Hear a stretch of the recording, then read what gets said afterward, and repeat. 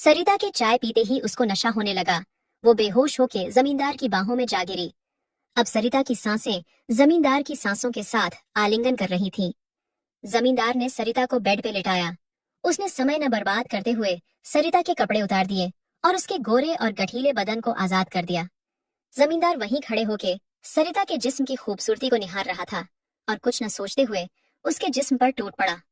और नमस्कार दोस्तों, आज की इस रोमांचक कहानी में आप सबका स्वागत है। सरिता एक छोटे से गांव में रहती थी। कुछ दिनों पहले ही उसके पति रमेश का एक लंबी बीमारी की वजह से देहांत हो गया था। उसका एक 5 साल का बेटा था जिसका नाम राहुल था। वो अकेले ही राहुल को पाल रही थी। सरिता अब बहुत ही परेशान रहने लगी थी, क्योंकि वो इस लायक भी नहीं थी कि अपने बेटे का पेट भर सके। उसके पास कमाई का कोई जरिया नहीं था। राहुल के पापा की छोटी सी जमीन थी, उससे ही घर चलता था। कई साल पहले उस गांव में सूखा पड़ा था, जिस वजह से खेत में अनाज नहीं हुआ था। तब घर चलाने के लिए रमेश ने गांव के जमींदार से कर्ज लिया था। कुछ सालों बाद कर्जा वापस ना चुकाने की वजह से रमेश का खेत उस जमींदार ने हड़प लिया। सरिता दिखने में बेहद खूबसूरत थी। उसका गोरा रंग, गठीला बदन किसी भी आदमी की नीयत खराब कर सकता था। जमींदार की नीयत भी उस पर पहले से ही खराब थी और रमेश की मौत के बाद तो उसे इतना अच्छा मौका मिल गया था। जमींदार अब उस मौके की तलाश में था कि वो कैसे सरिता पर अपना हाथ फेर सके। जमींदार ने सोचा, इसको अपने घर में ही काम पर रख लेता हूँ। कोई अच्छा सा मौका हाथ लग ही जाएगा। इसको काम भी मिल जाएगा और ये मेरी नजरों के सामने भी बनी रहेगी। उसने सरिता से बोला, तुम मेरे घर आकर काम कर लिया करो। मेरे यहाँ बहुत सी औरतें काम करती हैं। इससे तुम अपना घर और राहुल का ख्याल अच्छे से रख सकती हो। सरिता को जमींदार के गंदे इरादों का पता नहीं था। वो तो सोच रही थी कि कितना भला इंसान है, गरीब लोगों की कितनी चिंता करता है।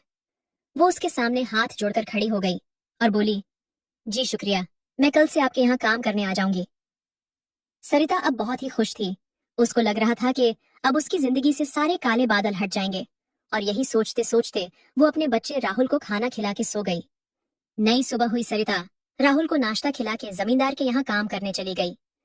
जमींदार ने अपनी पत्नी से कहा कि आज से सरिता हमारे यहाँ काम करेगी। तुम इसको समझा दो कि क्या काम करना है। जैसे जैसे वक्त बीतने लगा था, सरिता ने पूरे घर की जिम्मेदारी उठा ली। जमींदार की बीवी सरिता के काम से बहुत खुश थी। उसे कुछ बताने की जरूरत ही नहीं पड़ती थी। वो सब नौकरों से सारा काम करवा लेती थी। जमींदार भी ये सब देखकर काफी खुश था कि सरिता ने तो मेरी बीवी का भी दिल जीत लिया है। जमींदार भी सरिता से अपने छोटे मोटे काम करवा लेता था। जमींदार सोचने लगा था, अब अच्छा मौका है, किसी दिन इस मौके का इस्तेमाल किया जाए। अब तो वो रोज ही सरिता को किसी न किसी बहाने अपने पास बुलाने लगा। उसको बार बार काम के बहाने छूने लगा। कभी उसके कूल्हों को छू लेता था, कभी उसकी कमर पर हाथ लगा देता था। पर सरिता अभी इन सब बातों पर ध्यान नहीं दे रही थी, क्योंकि उसको लगता था कि जमींदार तो अच्छे इंसान है, हो सकता है गलती से उनका हाथ लग गया हो। ऐसे करते करते कुछ दिन बीत गए। एक दिन जमींदार को मौका मिल ही गया। उसकी बीवी कुछ दिनों के लिए अपने मायके गई थी। घर के बाकी नौकर भी अपना काम करके जा चुके थे। अब घर में सरिता और जमींदार के अलावा कोई नहीं था। जमींदार ने सरिता को अपने पास बुलाया और वहीं बैठा लिया और पूछने लगा कि राहुल की पढ़ाई कैसे चल रही है।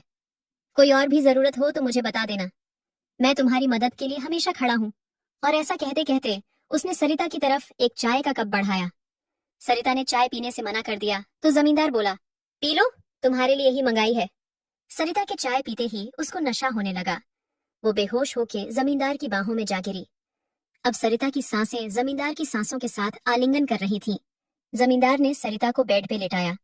उसने समय न बर्बाद करते हुए सरिता के कपड़े उतार दिए और उसके गोरे और गठीले बदन को आजाद कर दिया। जमींदार वहीं खड़े होके सरिता के जिस्म की खूबसूरती को निहार रहा था और कुछ न सोचते हुए उसके जिस्म पर टूट पड़ा। जमींदार ने सरिता की कुछ गंदी तस्वीरें भी ले ली थी, जिसका उपयोग वो बाद में करने वाला था। उसने अपना दिल खूब बहलाया, उसके शरीर से खेलता रहा और जब वो थोड़ा थोड़ा होश में आने लगी तो जल्दी से उठा और उसको ऐसे ही छोड़कर बाहर चला गया। जब सरिता को होश आया तो खुद को ऐसी हालत में देखकर रोने लगी और सोचने लगी कि मेरे साथ ऐसा किसने किया। उसे कुछ भी याद नहीं रहा। उसने रोते रोते कपड़े पहने और बाहर चली गई। आज जमींदार बहुत खुश था, क्योंकि इतने दिनों की मेहनत सफल जो हुई थी। बोला, आज क्या मस्त मजा आया, इससे पहले तो ऐसा मजा कभी आया ही नहीं था। अब तो रोज उसके ऐसे ही मजे लूंगा। और उधर सरिता ये सोच सोच के परेशान थी कि मेरे साथ ऐसी घिनौनी हरकत किसने की। उसको जमींदार पर बिल्कुल भी शक नहीं था कि वो ये सब कुछ कर सकता है। वो परेशान होती रही, उसे चैन नहीं आ रहा था। सुबह जमींदार के घर गई। जमींदार उसको देखता और मुस्कुरा देता था तो वो भी मुस्कुरा देती थी, पर वो ये समझ नहीं पा रही थी कि उनकी मुस्कुराहट का राज क्या है। घर का काम खत्म करके वो चाय लेकर गई तो जमींदार खुश हो गया और उसको बैठने के लिए बोला। वो भी पास ही बैठ गई।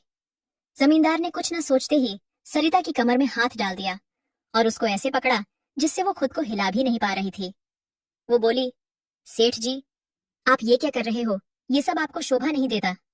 सेठ बोला, तुझे कैसे छोड़ दूं? तू तो बहुत नशीली है, कल का नशा अभी तक नहीं उतरा है मेरा। तू मुझे आज भी खुश कर दे तो मजा आ जाएगा। सरिता ये सब सुन के हैरान रह गई। उसको अपने कानों पर भरोसा ही नहीं हो रहा था। वो खुद को छुड़वाने की कोशिश करती रही पर छुड़वा नहीं पाई। सेठ ने उसको बिस्तर पर फेंक दिया।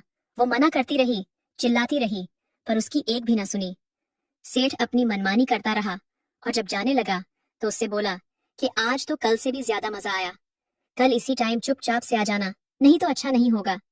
वो बेचारी खुद को कोस रही थी कि हम गरीबों के साथ ही ऐसा जुल्म क्यों होता है।